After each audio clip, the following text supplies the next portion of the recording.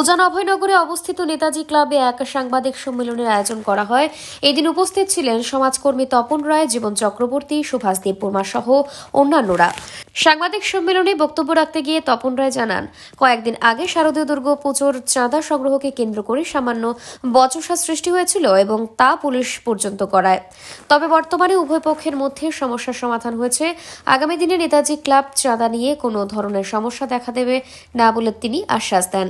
তার পাশাপাশি তিনি আরও জানান, রাজ্যের মুখ্যমন্ত্রী চাঁদা সংক্রান্ত যে আহ্বান রেখেছেন সেই আহ্বানকে মান্যতা দিয়ে নেতাজি ক্লাব ও অন্যান্য ক্লাবগুলোর মতোই তা মেনে চলবে।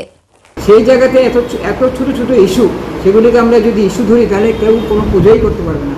তারপরও যে ঘটনাটা ঘটেছে সেই ঘটনাটাকে আমরা নিন্দা জানিয়েছি এবং আমাদের ক্লাবের তরফ থেকে যারা এই ধরনের কথা বলেছেন তাদের থেকেই ওনারাই আবার সেই কথাটা উইথড্র করে তারা সেই জন্য ভুল স্বীকারও করেছেন এবং সেই নিয়ে আমাদের মধ্যে মীমাংসা হয়ে গেছে। যাদের সঙ্গে হয়েছে আর যারা করেছে, দুই পক্ষ প্রশাসনের সামনে সেই জিনিসটাকে নিয়ে নিজেদের মধ্যে ভুল বোঝাবুঝি দূর করে একটা মীমাংসায় পৌঁছে গেছে। ব্যুরো রিপোর্ট, অবিরাম 24/7।